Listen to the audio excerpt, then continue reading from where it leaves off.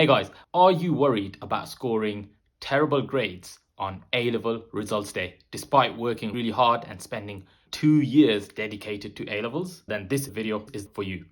Now I'm going to break down 5 things that you need to consider and keep in mind for A-level results. I've put these tips as those tips that I would have liked to have known when I was going through A-level results day.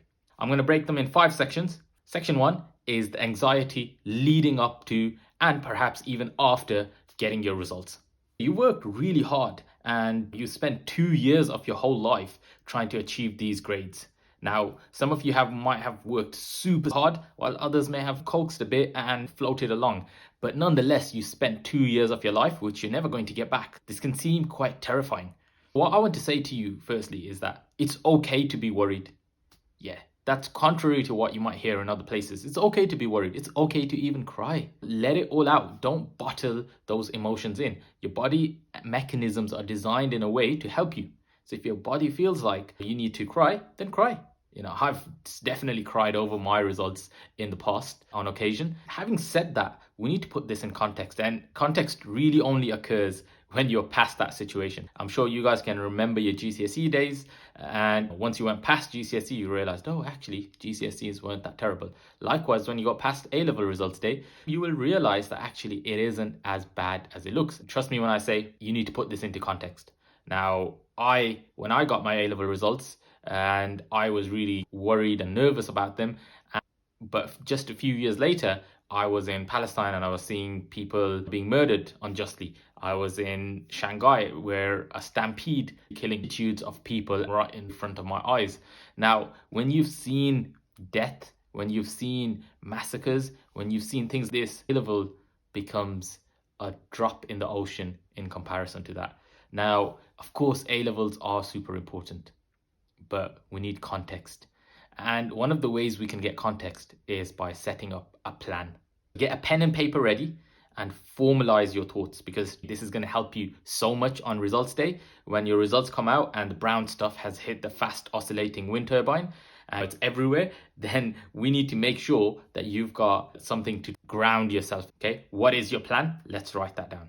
Step 2, looking at the UCAS tracker. The UCAS tracker generally is quite delayed. When they tell you it's meant to be open, it actually ends up being quite delayed, and that can add to your anxiety. So just be prepared that the UCAS tracker may not go live at the time that they tell you. Now, the UCAS tracker is a good guide if you've got obviously offers in the bag, that you will get an understanding of what's happened before you actually go into your school. Point number 3 is your fate, when you actually get your results. So you can go in 2 directions, where your results go bad, and that's what we're going to talk about first, and B, if you actually do quite well. All right, so what happens if your results go bad? There's a few things to think about. If you only missed your grade by a tiny amount, ring up your uni and call them. I've personally known friends of mine who've had offers that they didn't meet. She needed an A star and 2 A's in her results to get into Cambridge Natural Science, and she missed it by a few marks. She rang up the uni and they said, you know what, Zach, we liked you so much at the interview, we'll give you the place anyway. So let's start by making a call to your universities. If you've missed it by a narrow margin, like a few marks, then feel free to call them up, see what they say. What happens if you missed it by quite a bit? In this case, start ringing up alternate unis, and this is where you need to plan in advance. So what unis are you happy to apply to? You'll need to ring them up, and you don't know which unis might have applications open this year. In 2019, I think there was probably 1,100 places available for medicine into clearance. So you do get these opportunities. 1,000 kids got into medicine through clearing in 2019. Now, I know that's an old stat, but because of COVID, that's the best stat I could find. Keep in mind is this year, a lot of unis have been they've kept their offers to themselves, because Imperial, for example, went into clearing because they decided to keep some offers to themselves for medicine because of what's happened again due to COVID. Let's be aware of these situations. Let's be aware of these scenarios. What you need to do is you need to start ringing up unis. Be on your best behavior, of course. Find out which unis have these places. Call them up, tell them your grades, tell them a bit of your detail about yourself, and they'll normally make you an informal offer on the phone. So what you want to do is you want to start collecting these informal offers. So you're going to say, can you reserve this? The more offers you have, the more choices you have. Now, you only really lock in your choice if you actually change on the UCAS track. That's when you actually lock in an offer to a university.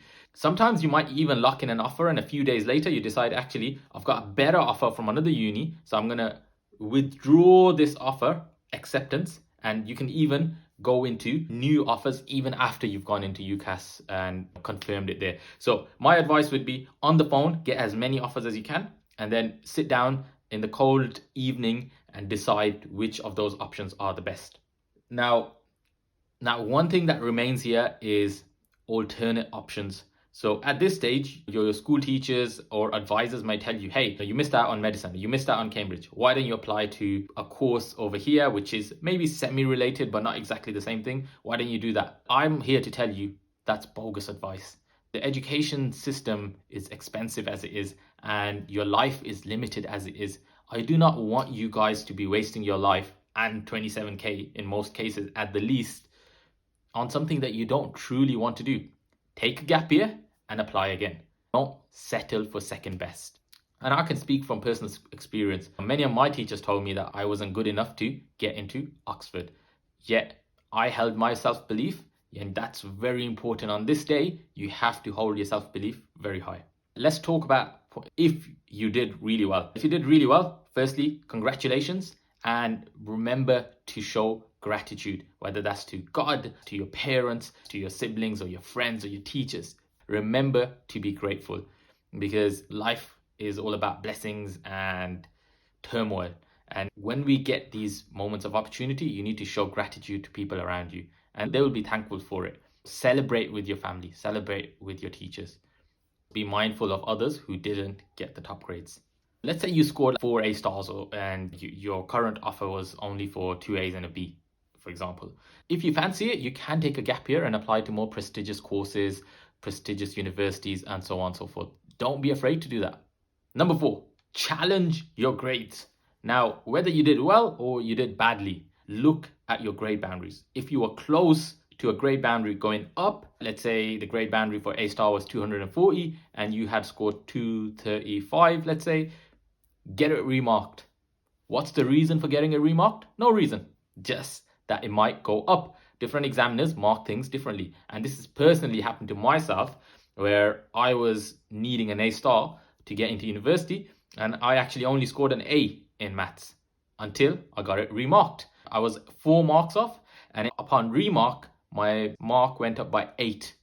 So it's really important that you guys take this little bit of a gamble and put forward whatever it is, 60, 70, 100 pounds, whatever it is for a remark, as long as you are close to the boundary. Even if you've already made your university offer, I would highly recommend that you do this, because these grades stay with you for a foreseeable future. So they'll help you with your job applications, university. Bursaries and grants are often decided on what actual grades you got in your A-levels as well. Point number 5, whether you did well at exams or you did poorly. Remember, exams for now remain only one way of measuring our intelligence. And it's only one type of intelligence, right? I'm sure we've all seen those Einstein's analogy of making a fish climb a tree and all of that type of stuff. Exams are only measuring a certain style of intelligence. So don't wrap all your identity around it. Diversify yourself. Go out there, smile more, spend time with your family, do other activities, get involved in other things. Academics is only one part of your life. I like to about the serenity prayer. Only focus on what you can control. Yeah. And worry not about the things that you can't control. And you ask God to give you the wisdom to understand the difference between the two.